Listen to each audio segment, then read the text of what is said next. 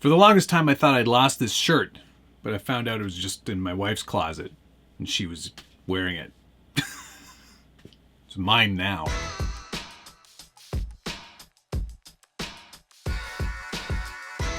Welcome back to the Scaled Builders Guild. Thanks again for watching. It's episode 46 of What's on the Bench Weekly.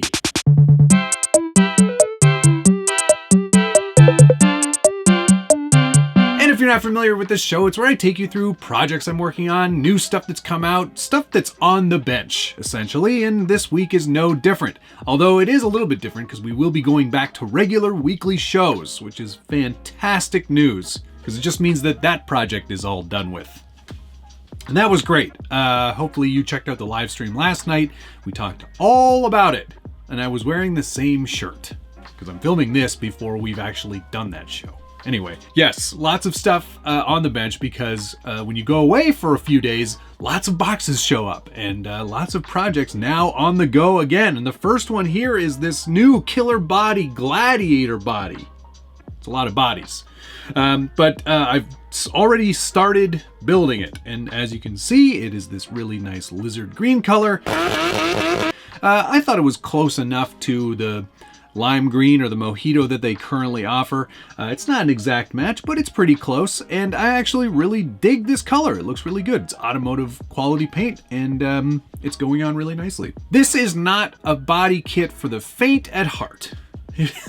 There are a lot of pieces. A lot, as you can see, stacking up on the bench here. It is a full assembly kit. This is as far as I got today, which isn't too shabby.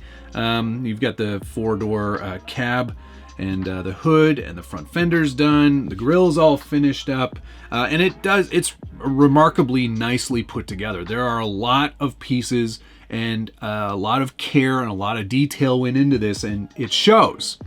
That being said, if you are new to construction, model building, for example, this might be a little bit more than a beginner could handle. There are a ton of parts and thousands of miniature screws, very small screws. Look at the size of these. These are tiny, baby tiny screws.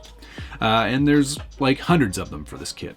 It does go together very well. The instructions are excellent. The part fitment is fantastic, but it is a bit of a drag because you really should paint it all first before you assemble. And that's what I've gone ahead and done. I've already painted the fenders and painted the body. As you can see, all the sprues do come kind of ready to go here. The best thing about them, like any good model kit, when you clip them away from their sprue and all this extra plastic, it doesn't matter that it's painted. It doesn't matter that it's not painted there because usually all of those portions aren't shown. You don't see them. They hide those bits. So that's a real bonus and does make for easier construction. But like I said, ton of parts, and in about 4 or 5 hours worth of work, this is all we've got so far. Not to say this isn't much. It's a lot, but there's a lot more to go. Now, there are a couple of things about this that I should mention. You're probably seeing the first one. It's not very big. This is probably, and I haven't done any measuring yet because I haven't got it fully assembled, but it's probably close to actual 10th scale. The Axial Lexan bodies are probably closer to 9th, 8.5 scale, so they are quite large. This one is quite small and narrow.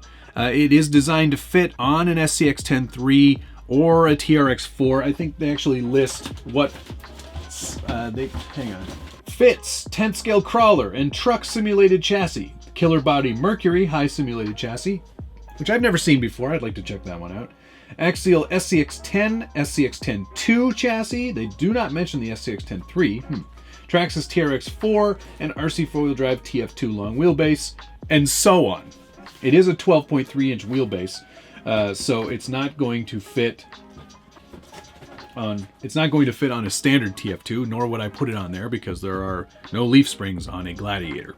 Even with it fitting on those chassis, it is going to look quite narrow.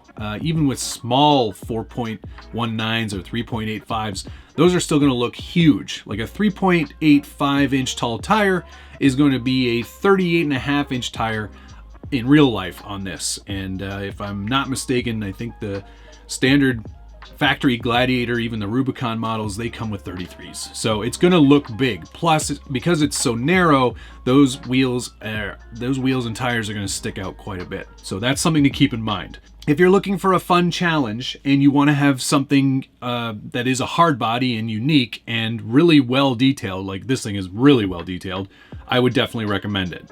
It does not come with an interior. You get a dashboard. Actually, you get two options for dashboards. They're both Lexan, but you've got a left-hand or right-hand drive. So you can have it either way, Euro or regular. That it does come with all the windows, all the decals, doors, of course, but there is no interior. There is a separate piece, or there is a separate kit for an interior that you can get for this Gladiator. At least that's what the box says. So we'll have to see if that comes out. I will definitely be getting one because I do want to try to kit this out to be as accurate as possible. Like I said, it's very fun to put this together. It really gets my creative juices flowing. And if you're looking for a bit of a challenge, I would definitely recommend one. I will put a link down below where you can pick one up for yourself. It is from Killerbody. It is available on AMain. There will be a link down there for you to check out at your leisure. And of course, if you're enjoying this video and you like videos where I do things and build stuff and show off junk, hit the like button, subscribe if you haven't already, and ring that notification bell so you get updates anytime there's a new video from the Scale Builders Guild. One other thing to mention about this Killerbody body, a lot of the detail parts are pre-painted. So like all of your lenses, tailgates, and reverse lights and all those bits are already painted, which is great. There is a ton of metal pieces, alloyed parts. So all of your tow hooks for the bumpers and such, those are all metal. There's some D-rings for holding down junk in the trunk. So there's stuff that's all metal as well. Yeah, they've really gone the full gambit of details. There's a lot of mesh panels, as you can see there. Those are all metal as well. So lots of great parts there. And if you wanted to have a Gladiator, but one that's probably the best looking hard body I've seen in a long time, this is the one for you. Okay, let's move on to the next thing, because the next thing is pretty cool.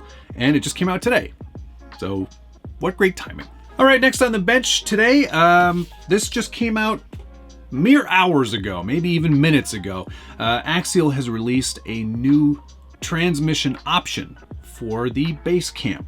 This is the LCXU Dig Conversion Kit, and this is specifically for the Basecamp transmission. This will only work on this one, but it does offer a whole new dig. And it's not like the old dig on the SCX-10 III. It's much better. I can say that confidently. And of course, you remember this truck from the old Basecamp 24 Hours of Mayhem. I will put a link right up here so you can check out that video. It is a good video, and it is a great looking truck, in my opinion. I'm quite happy with how this one turned out. All right, so let's get the body off. I'm going to show you how it looks and how it operates because it's already been installed. The installation, not a difficult process. This one actually went pretty well. And the instructions that come with the kit are excellent. Axial's had a good run lately of good instruction kits, and this is no different. As you can see, it's right here. There's not much to it. It actually doesn't change the footprint of the transmission all that much. Keeps everything in the same location, just adds a couple extra sets of gears and a couple of moving parts to help make this all happen. It took about, I would say, probably 45 minutes to do the install. And it's a pretty simple installation. There are a lot of nice pieces, lots of good metal parts to use as well, including the servo mount. It is metal, which is great. There is also an option to, rather than installing a servo, and I've installed a Reefs 179 Smart Micro Servo here for the shifting duties of that dig. There is an option to not put a servo in at all and have a manual lockout, and then it just stays locked out. And I don't know why you would want that, because it's a dig. You should have that on a remote. It's a dig. You should have that on a servo. so you can turn it on and off at your leisure. It's a bit of a weird one. I'm not asking any more questions though. It does work really well. This one works a lot better than the previous dig for the SCX-10 III. I found that one to be very fiddly. This one, however, is pretty rock solid. It is a 2-position only. There is no freewheel. If you wanted to make it a 3-position and have freewheel, you probably could. I wouldn't recommend it though. It's not necessary to run this thing in front-wheel drive only. It seems useless. But this is a good quality dig, and I'm very happy with not just the construction of it, but how easy it was to assemble and put into the Basecamp.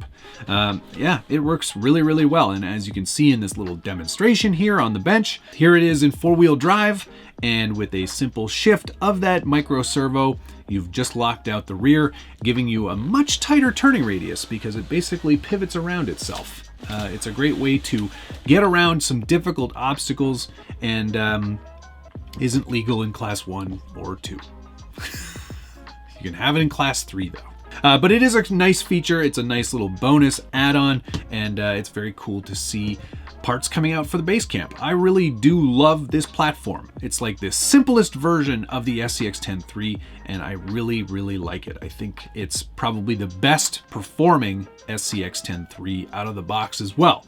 So anything they can do to make that even better, I think is a win in my book. And there you go. I'm pretty sure that's available right now, so I'll be sure to put a link down below where you can pick one up. It should be on Horizon for sure, and should be on AMain probably later today. But yeah, nice little setup, very easy to install, great instructions, and nice high quality parts. So everything you'll need to make a nice modification to an already great platform. And I think that's pretty much all there is today for What's on the Bench. We've covered 2 very cool things. That Gladiator body, I should have that done by next week's What's on the Bench episode. If you've got an idea for a chassis that I've got that you think it would look good on, put a comment down below. You know I love reading through your feedback. All right, I think that's going to do it. I'm going to stop the cameras now, and then in 37 minutes, I'm going to get back on the live stream. So that's going to do it for this week. Thank you so much for watching. We'll see you again next week again, because we're back again. Good night.